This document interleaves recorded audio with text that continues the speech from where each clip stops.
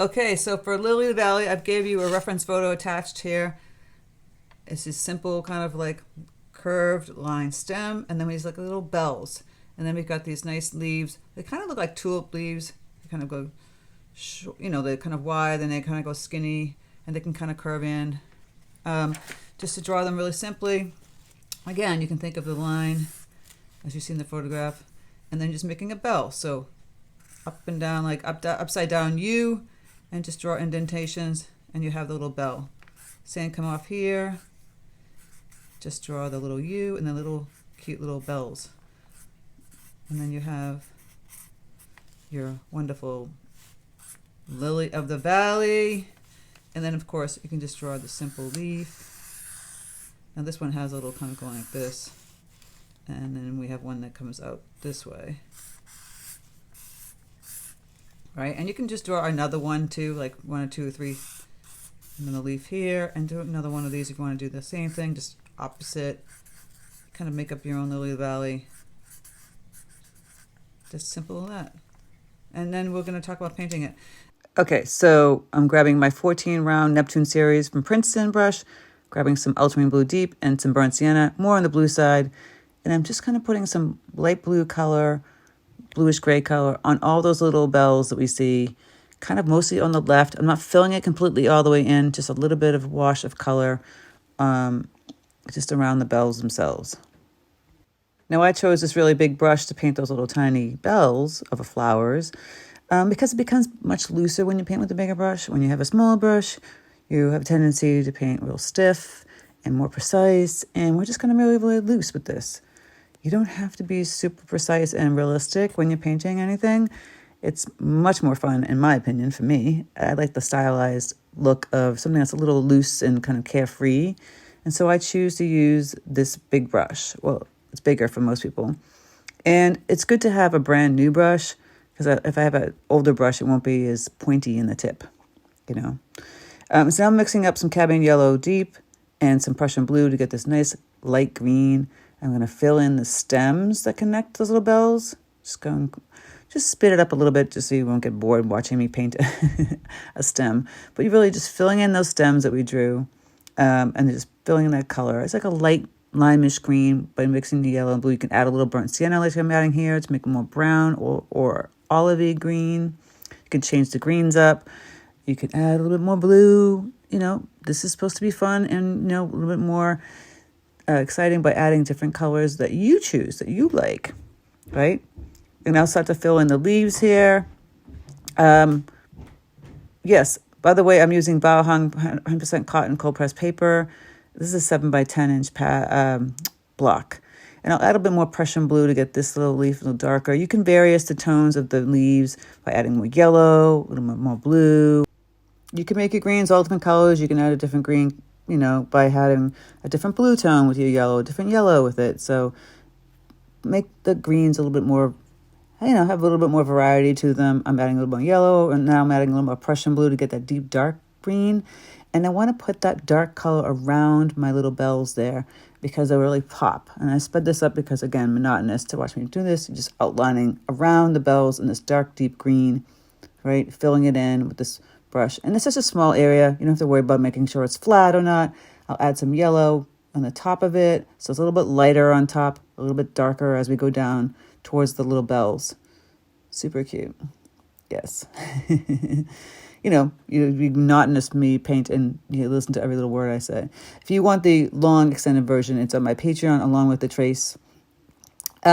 So here we're going to add a little bit more deeper color, like I said, around the bells, taking your time. I'm still using this big brush. And the reason, again, is so that it's, even though we're going around the bells and it seems a little bit daunting, it just makes it looser. You're not going to have it perfect lines. And that's what I want to see. I want to see something a little bit more loose and fun, not so perfect. The bells won't be perfect. The shapes won't look perfect. And it's something I enjoy, just a loose style. If you want something a little bit more tight, I suggest, using a smaller, stiffer brush if you want to do that. But for me, I could do it all in this 14. Seriously. You just take your time. It's got a great tip and just paint it all in with the colors, wiping away some of the screen. If I wanted it lighter on top, I can kind of just mop it up by lifting up the paint, diluting it with a little bit of water, I can go back in if I feel like it's too light and add a little bit of a wash of yellow or brown or whatever color I want.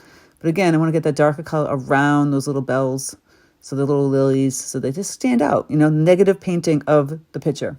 This is the negative. This is the opposite, of the white, negative space. So it really pops. And we're not going to leave it just white with the bells. We're going to add some color to it because obviously you don't want it just white. They all have nuance to them. They'll have some grays, maybe some blush tones, all that kind of fun stuff. But adding the dark colors behind them really makes them pop, as you can see. And take my time with this. Like I said, if you need to use a small brush, use a smaller brush. I like the bigger brush. You can use the back of the brush and scrape just like I did, just like I showed you guys on the tulips, on the leaves there. You do the same thing here while it's still damp. You can have veins in there by doing that. I'm going back in, adding some more Prussian blue into my green, a little bit of burnt umber, and get a little bit darker for this petal. This leaf over here. I don't know why I always say petal and leaf all the time. Oh my God, I'm missing them up. Dyslexia or something. I don't know. But yeah, change up the colors. Obviously, because it's behind it, it should be a little bit darker. I'll make the bottom of this one, because it's like flipped over, dark underneath that. I fill in a little bit more darker paint if I feel like it needs it, right around by the bells themselves, just filling it all in. So really, you can see them starting to pop, right? The negative space, they really pop. So now I'm going to just take my brush and kind of wisp with a nice little stroke on those leaves. Give it some lines, give it some personality. You don't want just flat color. You want to give it some personality. You want to add some stripes in there. You can see in the photograph that I attached that it has like these lines in a way from the shadows of the grooves in the actual leaves themselves, or the twisting and turning. So you want to put those in, and just kind of take your brush and move it from the bottom to the top, and kind of go through the lines of the shape of the leaf, so it's curved on the sides, a little bit more straighter in the middle, and do that. You don't have to put stripes on every single leaf, by the way. It could be kind of monotonous. It just be kind of flat in some areas and stripes in some other areas. I'm putting some in here, filling this in. I might go back and change it. I don't know. I always paint. And as I paint, I step back and I look and see, do I like it? Do I not like it? I might have to lift up some color, all that kind of stuff. I'm just filling in the greens here. I might change my mind and just take some of it out, lift a little bit. So I decided to lift some color out of this leaf and basically take a damp brush, right? Clean, damp brush, and go over that color and lift it and tap it back on your paper towel, and you get lifting technique so that you can lift up the color and it's a little bit lighter underneath. Because I just felt like it. Didn't want to keep it like that. And I'm going to grab my ultramarine blue deep again and my burnt sienna, a little bit more on the blue side, of course, less burnt sienna. And I just want to do a little light wash on all my little bells, because they shouldn't be super white. They should have a little color to them. And obviously the ones behind the bell that's in front, you want to have that little bit more gray, right? So you can just take the same gray that I talked about. I'm using an Princeton 8 long round. I've got the small skinny brush now, and I'm outlining the little bells that don't have the leaves behind them. And I'll kind of wash in some color with the ones that do in front of it. So you're just filling those in, adding a little color to that, so it's just not white. See how I put the gray behind that one behind it? That should get a little bit more gray than the one in front, obviously. Because it's behind it, the shadow is created from the one in front of it. And like I said, it doesn't have to be just bluish grays. You can add just a little pale blue, a little pale pink. Add some more color, because white isn't always white. It's got grays in there. It could have some browns in there. It could have some greens in there. It could have blush tones. Add all those colors in there.